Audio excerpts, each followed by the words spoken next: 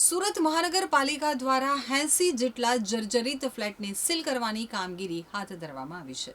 સુરત મહાનગરપાલિકા દ્વારા કતારગામ ખાતે આદિનાથી એપાર્ટમેન્ટના 80 જેટલા જર્જરિત ફ્લેટને સીલ કરવાની કામગીરી હાથ ધરવામાં આવી છે.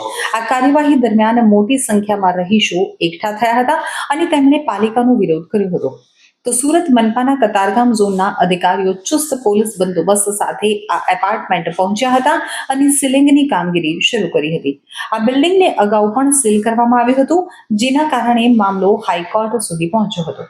રહીશોએ દાવો કર્યો હતો કે તેમણે બિલ્ડિંગનું સમારકામ કરાવી અને સ્ટ્રક્ચરલ સ્ટેબિલિટી રિપોર્ટ પણ રજૂ કર્યો છે. તેમ છતાં ફરી એકવાર સીલિંગની કાર્યવાહી કરવામાં આવી રહી છે. જો કે મનપાના અધિકારીઓએ કાયદાકીય પ્રક્રિયાને અનુસરી અને 80 ફ્લેટને સીલ મારવાની કાર્યવાહી પૂર્ણ કરી હતી. તો સુરત મનપા જર્જરિત મકાનોને ખાલી કરાવી અને દુર્ઘટનાઓ ટાળવા માટે સતત કાર્યવાહી કરી રહ્યું છે. વર્ષ પહેલા આવી ગયા, આ પાછા હેરાન કરવા આવ્યા. મનીષા કલ્પેશ બોડાવાળા, આદિનાથ સોસાયટી. અહીંયા અમે કેટલા બધા ગણા રહીએ છીએ. 80 તો ફ્લેટ છે.